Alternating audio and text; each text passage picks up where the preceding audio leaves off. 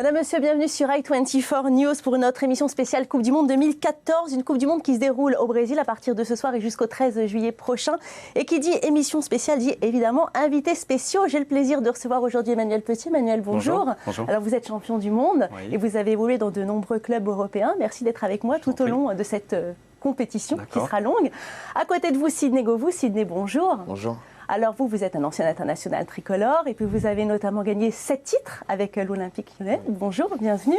Charles Villeneuve qui est là aussi, vous êtes producteur, grand journaliste, amoureux, passionné de football et puis vous avez été évidemment aussi ancien président du Paris Saint-Germain. Après Bonjour. Daniel Echter. Et Daniel Echter qui est là. Bonjour Daniel, vous êtes fondateur du Paris Saint-Germain. Oui.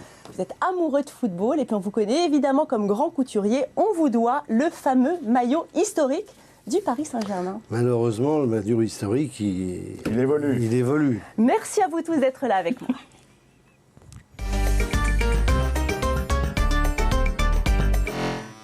Alors cette Coupe du Monde qui a lieu au Brésil et qui se déroule dans une atmosphère un petit peu particulière, c'est la seconde fois que cette compétition est organisée dans ce pays.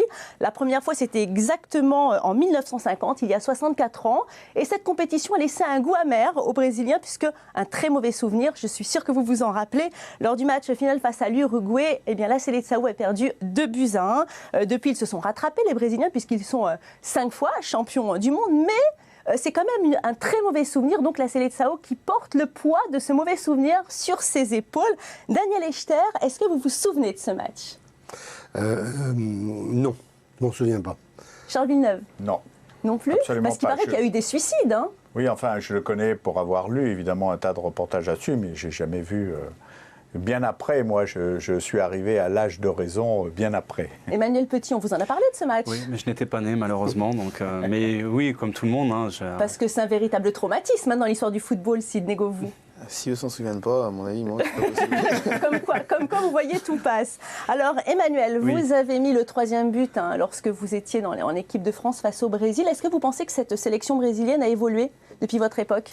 Oui, et on va dire pas vraiment dans le bon sens en ce qui me concerne, parce que l'insouciance des Brésiliens, le football de rue, de samba et capoeira, traditionnellement, qui a été porté pendant des décennies, je trouve que l'européanisation justement de cette équipe aujourd'hui les a structurés professionnellement, mais quelque part leur a enlevé une certaine insouciance du jeu de la rue. Ouais, vous jouiez à domicile, vous pensez que jouer à domicile c'est quand même un avantage pour les Brésiliens? La pression est énorme quand même, notamment sur un joueur en particulier, Neymar, mais c'est vrai qu'on est dans une année aussi des élections présidentielles, fin d'année, donc il y a un triple objectif, puisque derrière les Jeux Olympiques, donc on s'aperçoit que Dilma Rousseff joue beaucoup lors de ce mondial. Oui.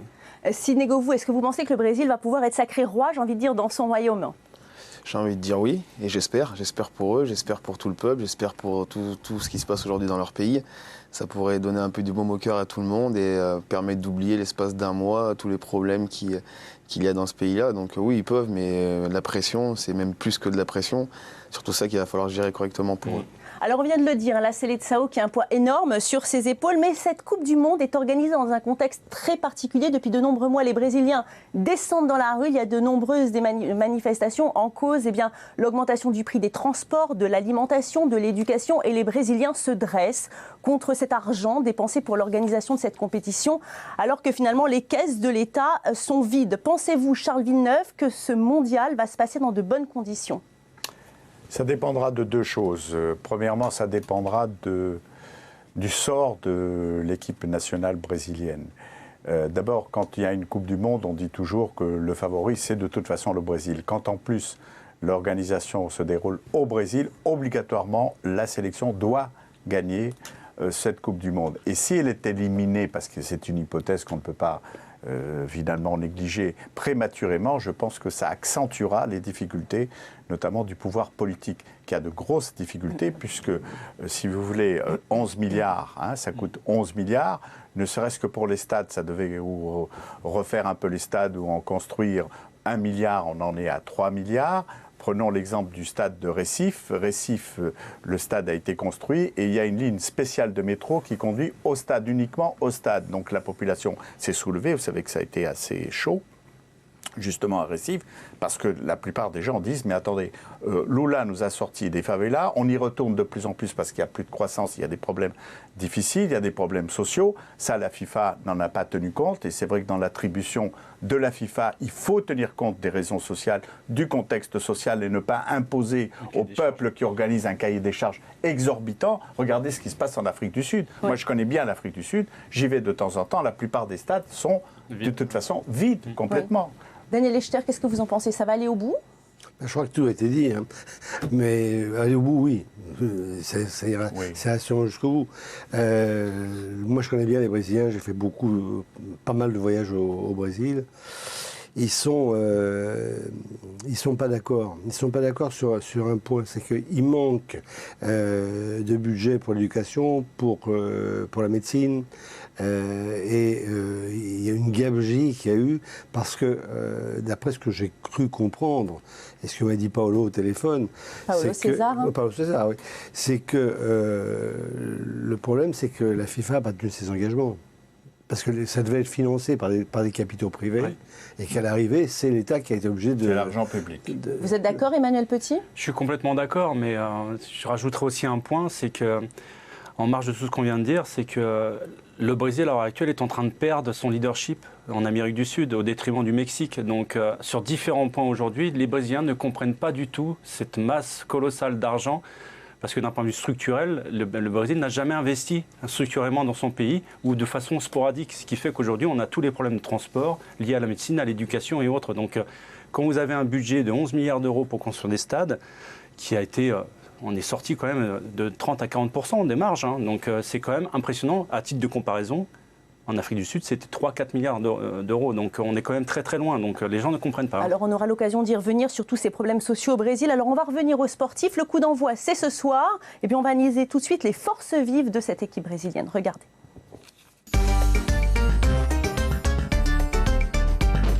Ils veulent décrocher leur 6e étoile. Les 23 joueurs de la sélection brésilienne n'ont pas le droit à l'erreur pendant cette Coupe du Monde. Dans leur stade, ils vont devoir faire honneur aux 200 millions de Brésiliens qui sont derrière eux. L'équipe du Brésil est là pour aller jusqu'au bout. On ne va pas participer simplement pour jouer. Non, on va participer pour gagner, sur tous les aspects possibles. Au pays du foot roi, on compte sur les stars de l'équipe pour aller en finale. Thiago Silva, capitaine du PSG, est considéré par beaucoup comme le meilleur défenseur du monde. Autre valeur sûre, Neymar, attaquant du FC Barcelone, sacré meilleur joueur de la Coupe des Confédérations en 2013. Le sélectionneur Luis Felipe Scolari a conduit le Brésil à son 5e titre en 2002. Il est aujourd'hui secondé par Carlos Alberto Parreira, vainqueur de la 4e étoile du maillot brésilien en 1994. É só olhar o time que nós temos, gente. Regardez les joueurs qu'on a dans l'équipe. On a la défense la plus chère du monde. On a Maxwell avec nous et plein d'autres. Pour le Brésil, l'enjeu est de taille. Effacer un terrible échec, celui d'avoir perdu la finale à domicile face à l'Uruguay en 1950. Cette année, après 5 Coupes du Monde gagnées et la Coupe des Confédérations l'an dernier, la Seleção pourrait prendre sa revanche sur l'histoire.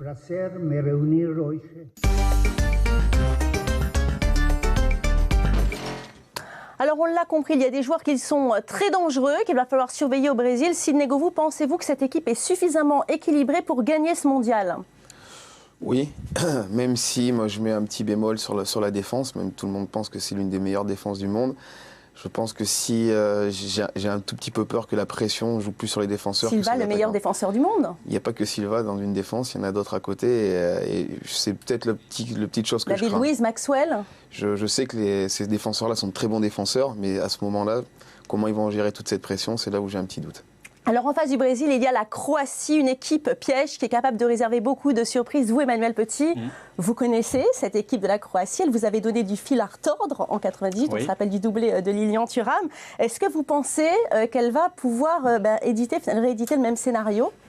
Mandzukic, l'avant-centre, s'est suspendu pour ce match, mais il y a quand même beaucoup de qualité dans cette équipe.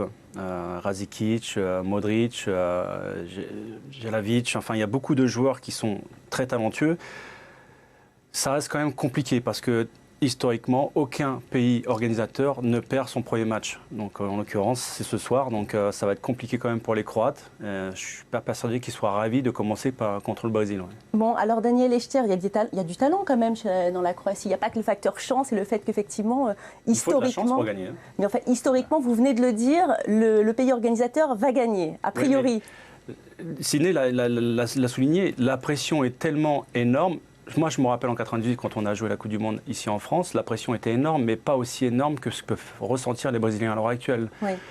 Mais je dis que si vous voulez bien démarrer une Coupe du Monde, il faut savoir gérer vos émotions. Oui. C'est vos émotions qui se mettront justement au service de votre talent et pas l'inverse. Daniel Echter, vous y croyez, vous, aux Croates ? A priori, je crois au Brésil, mais sur un match, tout peut se passer, on le sait.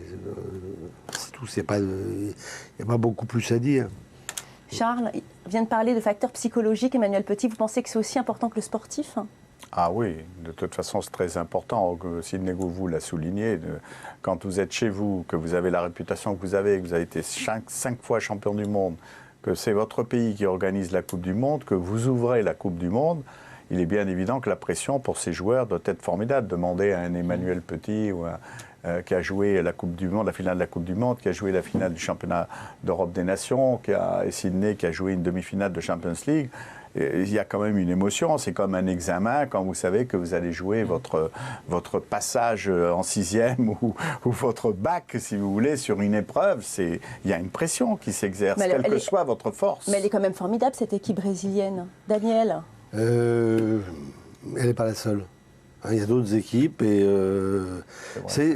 à partir des quarts de finale... La Confédération, elle a battu 3-0 l'Espagne. Oui, d'accord, mais d'abord, c'était 6 mois avant. Et le problème n'est pas là. Le problème, c'est que à partir des quarts de finale, sur un match, tout peut se passer. Le facteur chance aussi. La chance, ça existe dans la vie. Ça fait partie. Oui. Alors Emmanuel, vous venez de parler justement de tout ce qui est psychologique.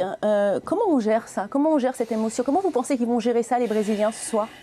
C'est généralement, on se rabat vers des certitudes, notamment l'expérience. Et c'est un des problèmes, on en parlait tout à l'heure. Une équipe trop jeune peut-être ?